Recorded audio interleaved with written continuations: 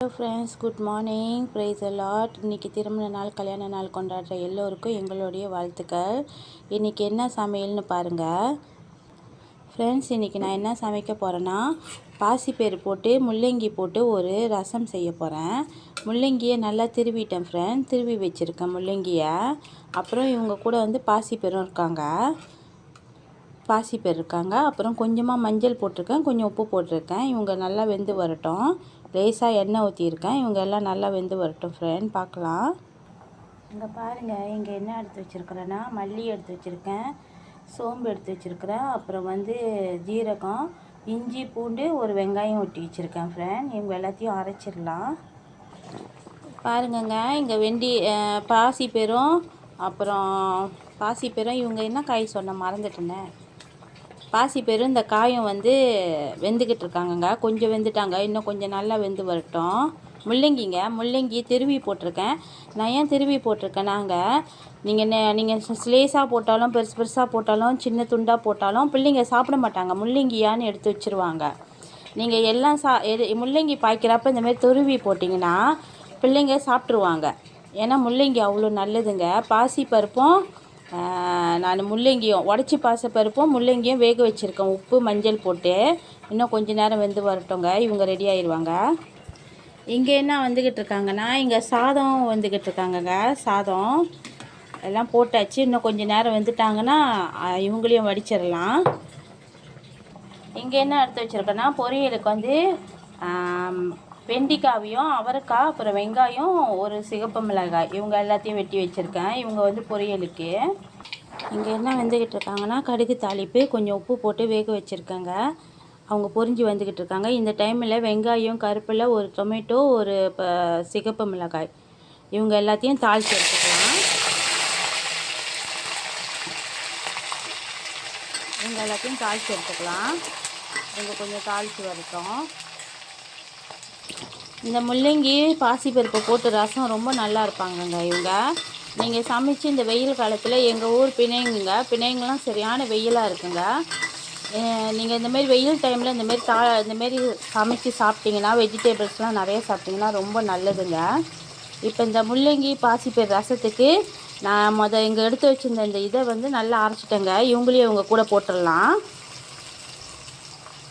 அவங்களும் அவங்க கூட நல்லா வதங்கி வரட்டுங்க. இதில் என்னென்ன இருக்காங்கன்னா, ஜீரகம் இருக்காங்க, சோம்பு இருக்காங்க, மல்லி இருக்காங்க, மெழுகு இருக்காங்க, இஞ்சி பூண்டு, அப்புறம் ஒரு வெங்காயம் பேஸ்ட் இருக்காங்கங்க. இவங்க எல்லாம் நல்லா வதங்கி வரட்டுங்க. பாருங்கங்க, இப்போ அவங்க நல்லா வதங்கி வர்றப்ப நான் கொஞ்சமாக தண்ணி ஊற்றிக்கிட்டேங்க. ஒரு டம்ளர் தண்ணி ஊற்றிக்கிட்டேங்க. ஒரு டம்ளர்னால் ஒரு டம்ளர் தண்ணி ஊற்றிக்கிட்டாங்க. பெரிய டம்ளரெல்லாம் தண்ணி ஊற்றிக்கிட்டேன். பாருங்கள், இவங்க நல்லா சுண்டி வரட்டுங்க. இங்கே பாருங்கங்க, இவங்க நல்லா கொதித்து வராங்கங்க. நம்ம தண்ணி ரசத்தூள் எல்லாம் போட்டோம்ல, இவங்க நல்லா கொதித்து வந்துட்டாங்கங்க. இப்போ இவங்களை எடுத்து அந்த பாசிப்பயிரில் சேர்த்துடலாங்க. ஒரு முக்கியமான விஷயத்தை பாருங்கள். இங்கே நான் என்ன எடுத்து வச்சுருக்கிறேன்னா, வெண்டிக்காய், அவரைக்காய், இவங்க கூட வந்து 2 கொய்யாப்பழம் வெட்டி போட்டிருக்கேங்க. 2 கொய்யாப்பழத்தை வெட்டி போட்டிருக்கேன். இவங்களை வறுத்துடலாங்க, பார்க்கலாம். வாங்க இங்கே பாருங்கள். வெண்டிக்காய், அவரைக்காய், அப்புறம் கொய்யாக்காய், இவங்க 3ஐயும் போட்டு வறுத்துக்கிட்டு இருக்கிறேங்க. இவங்க நல்லா வறுந்து வரட்டும். கொஞ்சம் மஞ்சள் போட்டிருக்கேன், உப்பு போட்டிருக்கேன், ஒரு வெங்காயம் போட்டிருக்கேன், வேறு சிகப்பு மிளகாய் ஒன்று போட்டிருக்கேங்க.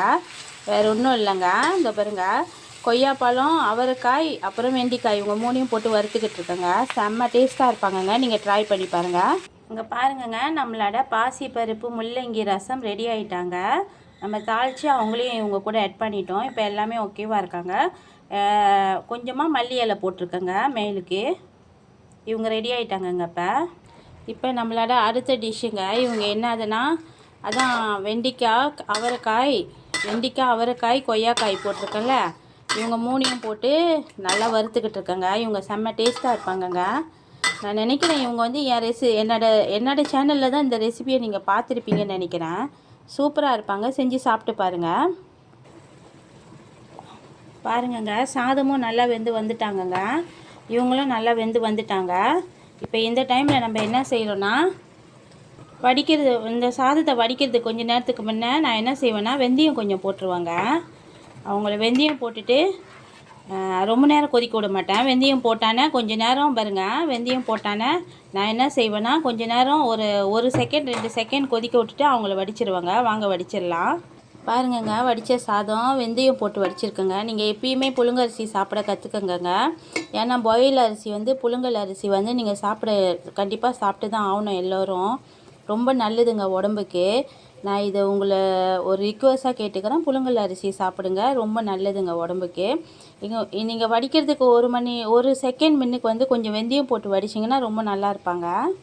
இப்போ இங்கே வந்து 3 விதமான காய்கறியும் பழமும் சேர்த்துருக்குறேன். இவங்க 3 பேரும் கொஞ்சம் வதங்கி வந்துக்கிட்டு இருக்காங்க. இன்னும் கொஞ்சம் நல்லா வதங்கி வரட்டுங்க. வதங்கி வந்தானே எடுத்துடலாம். இங்கே பாருங்கள், நம்மளோட பாசிப்பருப்பு முள்ளங்கி ரசம் ரெடி ஆகிட்டாங்க. இந்த சேனல் உங்களுக்கு பிடிச்சிருந்துச்சுன்னா லைக் பண்ணுங்கள், ஷேர் பண்ணுங்கள், மறக்காமல் பெல் பட்டனையும் அமுத்துங்க ஃப்ரெண்ட். எனக்கு சப்போர்ட் பண்ணிக்கிட்டு இருக்கிற எல்லாருக்கும் என்னுடைய நன்றி. தேங்க்யூ.